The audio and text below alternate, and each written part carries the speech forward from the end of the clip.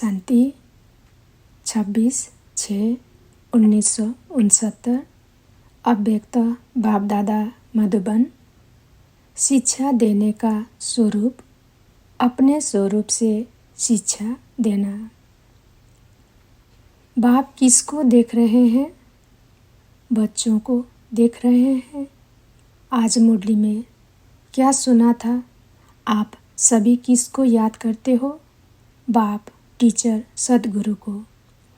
तो बाप दादा भी सिर्फ बच्चों को नहीं, लेकिन तीनों संबंधों से, तीनों रूप से देखते हैं। बच्चे तो सभी हैं, लेकिन टीचर रूप में क्या देखते हैं? नंबरवार स्टूडेंट को देखते हैं। और गुरु रूप से किसको देखते हैं? मालूम है, नंबरवार फॉलो करने वालों को। जिन्होंने फॉलो किया है और जिन्हों को अभी करना है, दोनों को देखते हैं। मुख्य फॉलो कौन सा है? गुरु रूप से जो शिक्षा देते हैं, उसमें मुख्य फॉलो किसको करना है? गुरु रूप से मुख्य फॉलो क्या है? याद की यात्रा। याद की यात्रा तो एक साधन है, लेकिन वह भी किस लिए कराते हैं? दूसरों की सद्गति करने के पहले अपने को क्या फॉलो करना पड़ेगा? याद की यात्रा भी किस लिए सिखाई जाती है? गुरु रूप से मुख्य फॉलो यही करना है, अशरीरी, निराकारी, न्यारा बनना। याद की यात्रा भी इसलिए करते हैं कि साकार में रहते निराकार और न्यारे अशरीरी हो रहे। जब अशरीरी बनेंगे तब तो गुरु के साथ जा सकेंगे। मुख्य रूप से तो यही फॉलो कर रहे हो और कराना है। टीचर रूप का पाठ अभी चल रहा है या पूरा हो चुका है? रिवाइज कोर्स टीचर करा रहे हैं या अपने आप कर रहे हो? उनकी मदद है। पढ़ाई पढ़ाते नहीं है, लेकिन मदद है। रिवाइज कोर्स के लिए स्कूल से छुट्टी ली जाती है, घर में जिसको होमवर्क कहा जाता है। लेकिन टीचर का कनेक्शन रहता है, साथ नहीं रहता, सिर्फ कनेक्शन रहता है। कनेक्शन तब तक है जब तक फाइनल पेपर हो। रिवाइज कोर्स के लिए टीचर हर वक्त साथ नहीं रहता है, तो अभी टीचर दूर से ही देख रेख कर रहे हैं।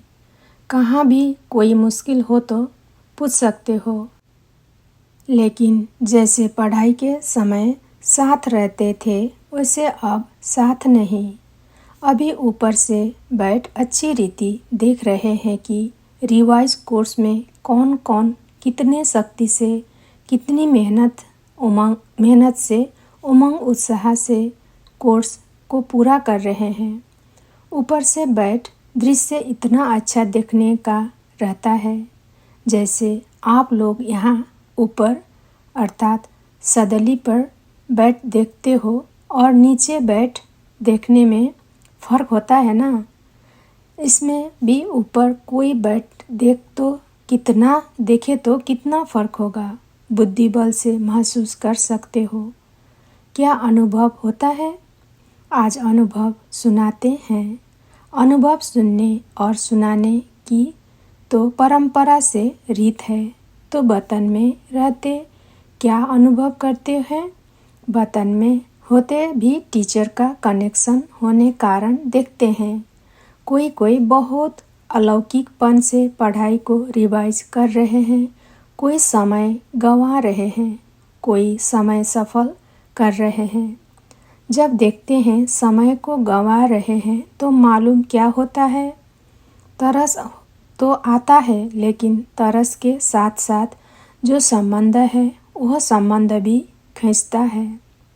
फिर दिल होती है कि अभी अभी बाबा से छुट्टी लेकर साकार रूप में उन्हों का ध्यान खिंचवाएं।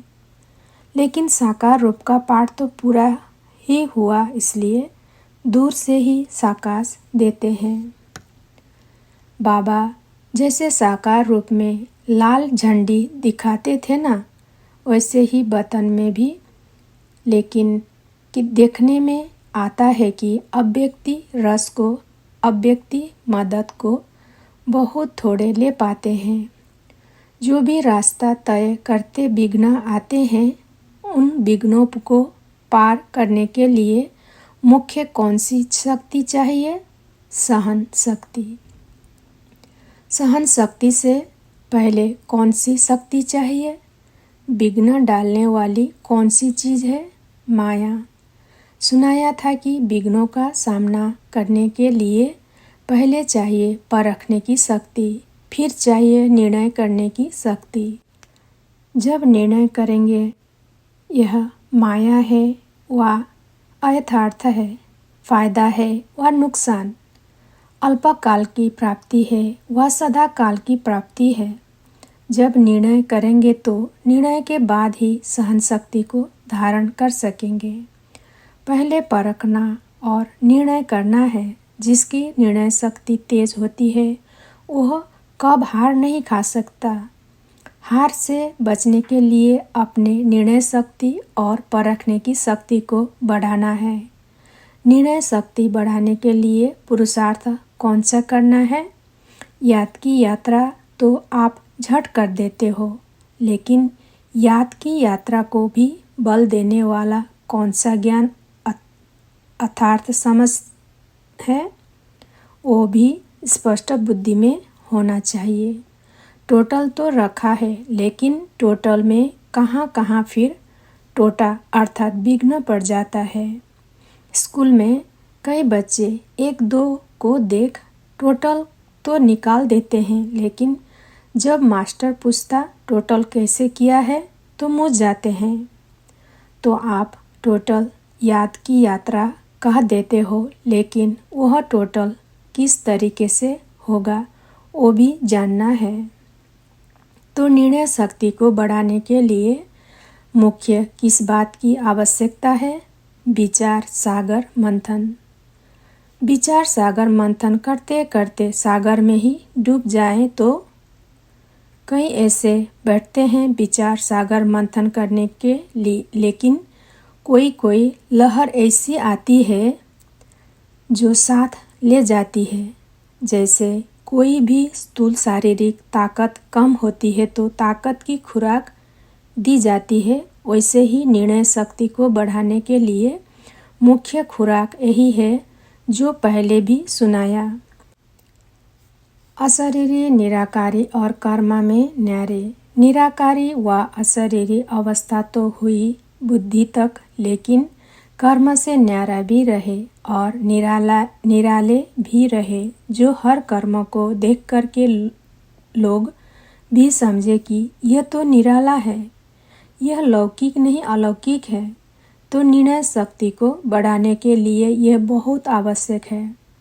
जितना बातों को धारण करेंगे उतना ही अपने विघ्नों को भी मिटा सकेंगे, और जो सृष्टि पर आने वाले विघ्न हैं उन्हों से बच सकेंगे। शिक्षा तो बहुत मिलती है, लेकिन अब क्या करना है? शिक्षा स्वरूप बनना।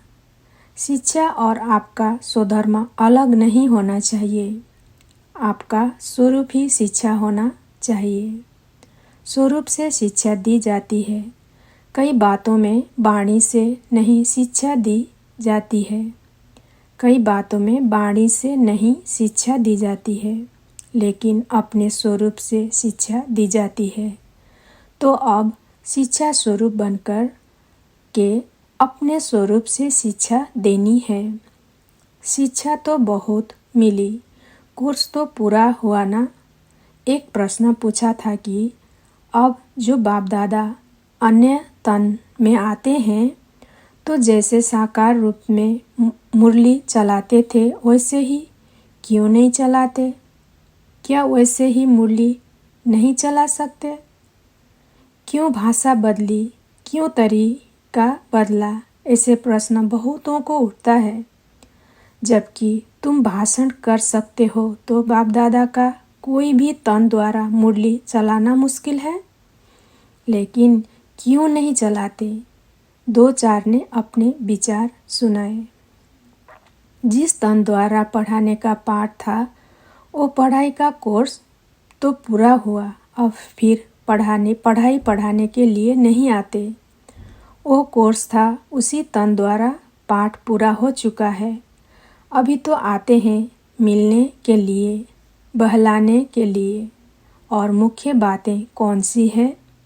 जैसे अशरीरी कर्मातीत बनकर के क्या किया? 1 सेकंड में पंछी बन उड़ गया।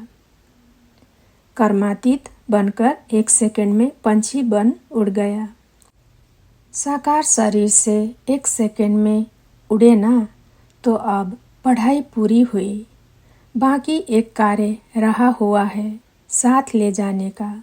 इसलिए अब सिर्फ मिलने, अव्यक्त शिक्षाओं से बहलाने और उड़ाने लिए आते हैं।